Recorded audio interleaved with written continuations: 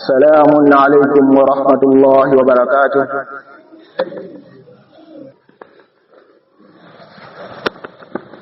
إن الحمد لله نحمده ونستعينه ونستغفره ونعوذ بالله من شرور أنفسنا وسيئات أعمالنا. من يهده الله فلا مضل له ومن يضلل فلا هادي له. وأشهد أن لا إله إلا الله وحده لا شريك له وأشهد أن محمدا عبده ورسوله صلى الله عليه وسلم. يا أيها الذين آمنوا اتقوا الله حق تقاته ولا تموتن إلا وأنتم مسلمون. أما بعد، فإن أحسن الحديث كتاب الله، وخير الهدي هدي محمد صلى الله عليه وسلم، وشر الأمور محدثاتها، فإن كل محدثة بدعة وكل بدعة ضلالة وكل ضلالة في النار. معاشر المسلمين عباد الله، ومن نعم دين الإسلام النصيحة بيننا. وقد جاء في صحيح مسلم أن النبي صلى الله عليه وسلم قال: الدين النصيحة. قلنا: لمن يا رسول الله؟ قال: لله ولكتابه ولرسوله ولأئمة المسلمين وعامته. Ndugu katika imani, hakika miongoni mwa neema kubwa za Uislamu ni neema ya kunasihiana baina yetu sisi kwa sisi. Bimaana unapomwona mwenzako ukakosea ukamnasihi arekebishe lile kosa lake, na amebainisha hilo katika hadithi yake Mtume sallallahu alaihi wasallam ambayo imekuja katika sahihi Muslim. Mtume sallallahu alaihi wasallam anasema, ad-dinu nasiha, dini ni nasaha. Masahaba walimuuliza Mtume sallallahu alaihi wasallam, qulna: liman ya Rasulullah? Hizo nasaha ni kwa nani ewe mjumbe wa Allah subhanahu wa ta'ala? Mtume sallallahu alaihi wasallam akajibu, qala: lillah, kwa ajili ya Allah subhanahu wa ta'ala. Bimaana wanasihi watu wafuate Allah subhanahu wa ta'ala, walikitabi, na kufuata kitabu cha Allah subhanahu wa ta'ala, walirasuli, na Mtume Muhammad sallallahu alaihi wasallam kufuata yale alikuja nayo, waliaimmatil muslimina wa ammati, na kuwanasihi viongozi katika Uislamu na wale watu wa kawaida katika Uislamu. Kwa hiyo jambo la nasaha ni jambo kubwa sana katika dini ya Kiislamu. Unapomuona mwenzako amekosea, unapomuona mwenzako anaelekea anaelekea katika njia ambayo si sahihi, unatakiwa umnasihi. Limadha natakallam hadha? Kwa nini nazungumza haya? Ayuha almuslim, barakallahu fikum. Enyi Waislamu, Allah subhanahu wa ta'ala awape baraka zake. Fi zamanina, katika zama zetu za saizi tunazoishi, inshaatun kadhibatun an sariqati awrati rijal, umezuka uvumi wa urongo, uvumi ambao watu wanadai wanaibiwa tupu zao za uume, hali ya kuwa suran wa kadhiban wa buhtan, jambo ambalo ni urongo, haina ukweli wowote. Hao watu wanaodai kwa wameibiwa uume, wanaangaliwa uume wao upo, serikali wamekanusha. Imefikia stage mpaka ofisi ya mufti kupitia serikali ya mapinduzi wameandika chapisho kwa hili jambo ni la urongo. Mashehe wakae wazungumze kuhusiana na ubaya kueneza uongo, wazungumze kuhusiana na ubaya ushirikina, wazungumze jamii inatakiwa wanapopata na matatizo afanye vipi. Bimaana hilo jambo limekithiri, ule uongo wake umezidi kwa zidi, na tena mpaka ikafikia stage hiyo mashehe wakaamua waandike hiyo barua. Allah subhanahu wa ta'ala alipe kwa khairi hiyo. wa'lam anna almu'min alladhi yu'minu billah, natambueni muumini ambaye anamwamini Allah subhanahu wa ta'ala na siku ya mwisho, idha ja'ahu ayu khabari, ikimjia habari yoyote ile muumini ambaye anamwamini Allah subhanahu wa ta'ala, sawa'un kana khairan au sharran, sawa hiyo habari ni ya khairi ama ni ya shari, فإنه يزنه بقول الله تعالى القائل, mezani yake kuipima kauli hiyo ni kauli yake Allah subhanahu wa ta'ala anasema, ya ayyuhalladhina amanu in ja'akum fasiqun binaba'in fatabayyanu an tusibu qauman bijahalatin fatusbihu ala ma fa'altum nadimin. Allah subhanahu wa ta'ala katika aya hii kwa ajili iwe ni mezani kwa waumini ambao wanaamini Allah subhanahu wa ta'ala. Ya ayyuhalladhina amanu, enyi mlioamini, in ja'akum fasiqun, pindi atakapokujieni fasik, mtu muovu, binabain, na habari, fatabayyanu, basi thibitisheni, ifanyieni uhakiki hiyo habari, mujua kweli wake ni upi, antusibu qauman bijahalatin, musije mkahukumu watu kwa ujinga, fatusbihu ala ma fa'altum nadimin, halafu mkajutia kwa yale ambayo mmeyafanya. Ndugu zangu ni Waislamu, kam minan nas, wangapi katika watu wamewahukumu watu kwa ujinga? Watu wangapi leo wamepoteza roho kwa sababu ya jambo hili la kuibiwa nyeti? Wangapi leo wameumizwa kwa sababu ya jambo hili la kuibiwa nyeti? Wangapi wameibiwa pesa zao kwa sababu ya jambo hili la nyeti? Angalieni sasa akili za watu, ujue Uislamu ulipozarauliwa. Sisi Zanzibar zamani mambo kama haya ilikuwa hatuamini. Angalieni imani ilipopungua ya Zanzibar sasa hivi. Leo hii linakuja swala kama hili, mtu anakuja kama hapo, mfano tumekaa, anakuja anasema huyu kanishika bega, watu wanampiga.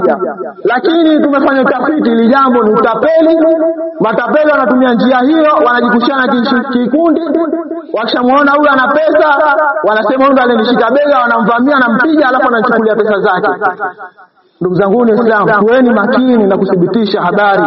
Fafi tawjihim, aya hii inatupa fafihi tawjihun ila tathabbuti wa tarki tasarruhi fil akhbar. Inatupa hii aya inatupa namna kuthibitisha habari na kuepuka pupa katika kuhukumu. Kwa hiyo habari tunatakiwa tuzifanyie utafiti kupitia aya hii ya Allah subhanahu wa ta'ala kabla ya kumhukumu mtu.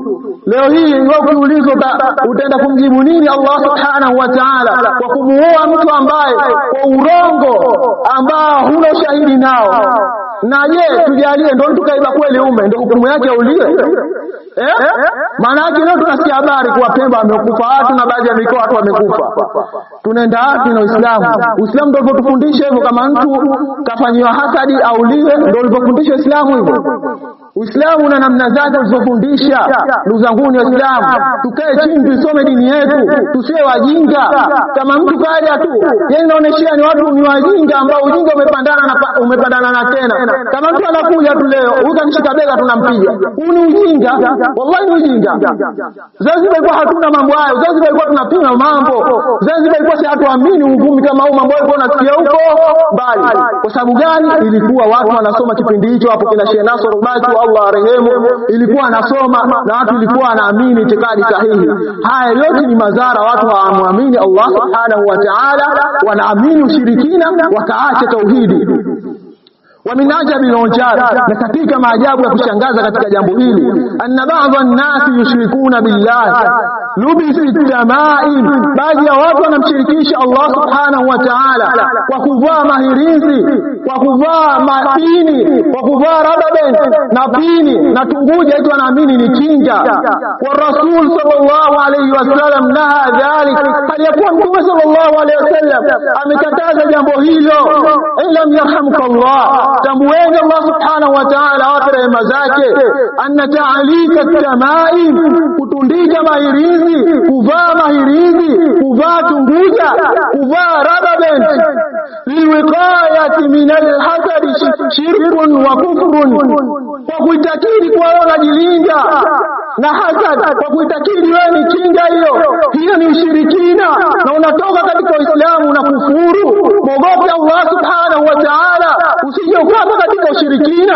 Faqad qala Rasulullah sallallahu alayhi wasallam, man 'allaqa tamimaka faqad ashraka, yoyote atakayevaa hirizi, atakayetundika hirizi yale matalasimu yanayoning'inia katika duka, ule ni ushirikina, amekufuru, ametoka katika dini ya Uislamu. Tumwogopeni Allah subhanahu wa ta'ala. Sisi tunakufa, tukifa utakwenda mjibu nini Allah subhanahu wa ta'ala, hali ya kuwa yeye Allah subhanahu wa ta'ala umemshirikisha kwa habari za urongo. Sawa iwe ni kweli iwe ni urongo, hutaki kumshirikisha Allah subhanahu wa ta'ala. Wewe Muislamu kuna namna unatakiwa ufanye kuthibitisha habari. Wa min mahathiri shirki, na miongoni mwa hatari za ushirikina, anna Allah la yaghfiruhu kama qala ta'ala, hakika ya Allah subhanahu wa ta'ala hamsamehe mtu ambaye anamshirikisha, kama alivyosema katika Qur'ani, inna Allah la yaghfiru an yushraka bihi wa yaghfiru ma duna dhalika liman yasha.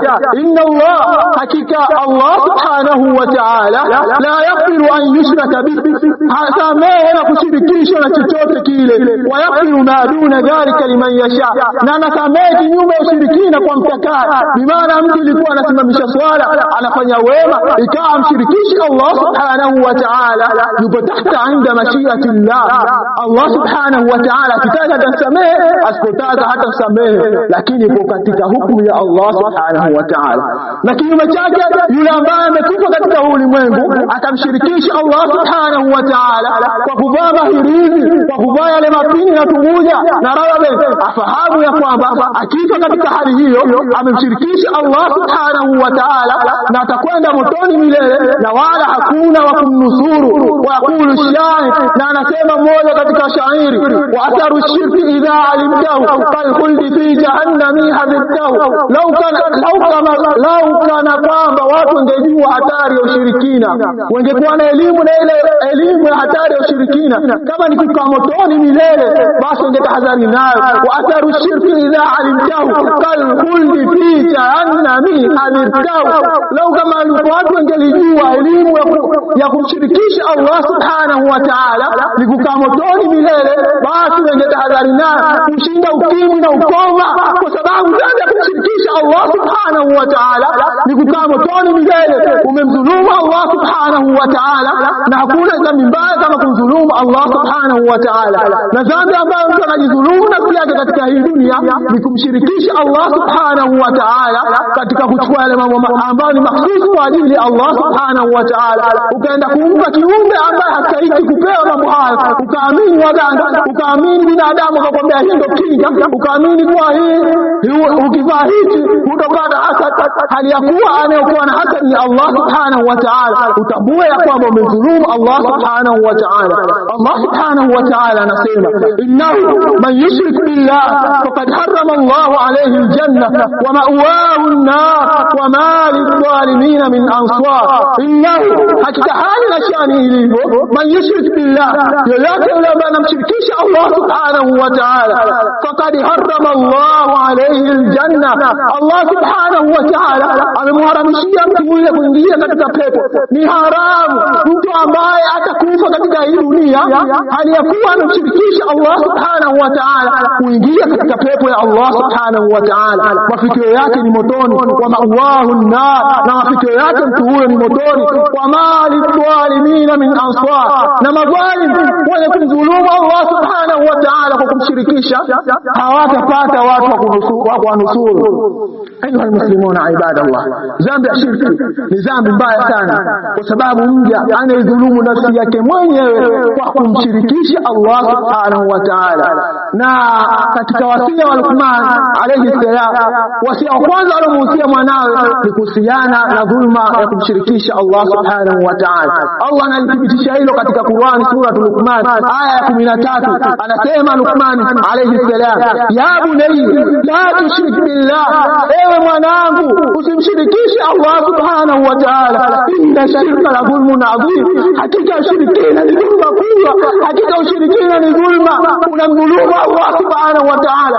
Leo unaenda kumdhulumu Allah subhanahu wa ta'ala kwa kuvaa kinguja, kwa kuvaa dini na baadhi, kwa kuambiwa eti kivaa hivyo wewe utaibiwa uume, unaenda kumshirikisha Allah subhanahu wa ta'ala. Aina dhahaba al-uqul, limadha akili zenu, limadha akili zenu, ujinga, upumbavu, Uislamu unafundisha kumshirikisha Allah subhanahu wa ta'ala.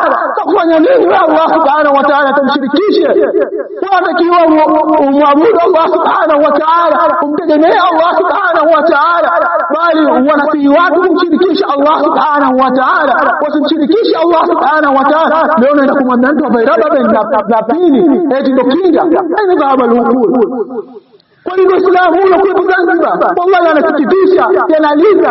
Zanzibar leo watu wanaamini mambo hayo, ushirikina, uchawi wazi. Uchawi ambao mtu anakufa anaenda motoni milele. Na'udhu billah. Aqulu ma tasma'un wa astaghfirullah.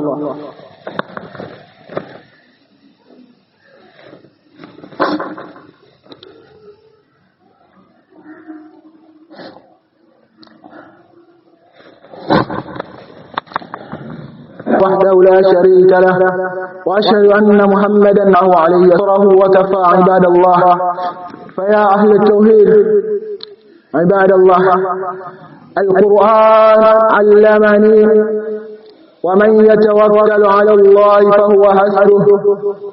قرآن imenifundisha mimi katika kauli yake Allah subhanahu wa ta'ala, suratul Talaq aya ya 4, Allah subhanahu wa ta'ala anasema waman yatawakkal ala Allah, na yote yule ambaye atategemea kwa Allah subhanahu wa ta'ala, atataka kinga kwa Allah subhanahu wa ta'ala, ikategemezi lake kubwa ni Allah subhanahu wa ta'ala, juu ya balaa lolote lile, juu ya shida yoyote ile, fahuwa hasbuhu, basi Allah subhanahu wa ta'ala kwake nitosha. Allah subhanahu wa ta'ala nitosha kwa waumini kumwamini Allah subhanahu wa ta'ala. Yeye ndo anaweza kuleta mtihani, yeye pia Allah subhanahu wa ta'ala ndo mwenye kuweza kuondosha mtihani, na hakuna mtu wote yule ambaye anaweza kuleta mtihani katika hii dunia isipokuwa kwa idhini ya Allah subhanahu wa ta'ala, na hakuna yote yule ambaye anaweza kuondosha mtihani isipokuwa Allah subhanahu wa ta'ala. Sisi tunatakiwa tumtegemee Allah subhanahu wa ta'ala, sisi tunatakiwa tuelekeze jitihada zetu katika jambo lolote lile kumwamini Allah subhanahu wa ta'ala. أيها المسلم، لماذا تشرك بالله وحال أننا كل يوم وكل وقت نقول في صلاتنا إياك نعبد وإياك نستعين؟ بدون مشركيش الله سبحانه وتعالى، وحال أننا كل يوم، هل يقوى كلا سيكو وكل وقت نكلا مودا نقول في صلاتنا، tunasoma au tunasema katika swala zetu tunazoziswali, swala ya maiti, swala ya jua, swala yote ya mwanaswali, unasema katika swala yako unaoiswali iyyaka na'budu wa iyyaka nasta'in, wewe tu Allah subhanahu wa ta'ala tunakuabudu na wewe tu tunakutegemea. Bi maana tunategemea katika shida zetu, katika balaa, katika hasad, katika uchawi, katika jambo lolote lile tunamtegemea Allah subhanahu wa ta'ala. Limadha nushrik billah? Kwa nini unamshirikisha Allah subhanahu wa ta'ala? Kwa nini unamshirikisha Allah subhanahu wa ta'ala hali ya kuwa wewe unaswali na unaamini hivyo? Je, huamini kile unachokifanya katika swala yako? Je, huamini Allah subhanahu wa ta'ala? Je, huamini kwa Allah subhanahu wa ta'ala ndo analeta mtihani? Je, huamini kwa Allah subhanahu wa ta'ala ndo anaweza kuondosha mtihani? Je, huamini Allah subhanahu wa ta'ala kwa yeye ndo anastahili kuabudiwa kwa haki? Kwa yeye Allah subhanahu wa ta'ala hataki kushirikishwa na chochote kile. Limadha nushrik billah? Kwa nini mshirikishe Allah subhanahu wa ta'ala? Ndugu zangu Waislamu, kwa jambo ambalo ni uongo, ambalo hauna ushahidi wowote ile, ukisimamishwa mbele ya Allah kuna hoja yoyote ile ya kujibu mbele ya Allah subhanahu wa ta'ala. Uislamu umetufundisha namna ya kujikinga na hasad. Uislamu umetufundisha namna mtu kujikinga na hasad na mabalaa.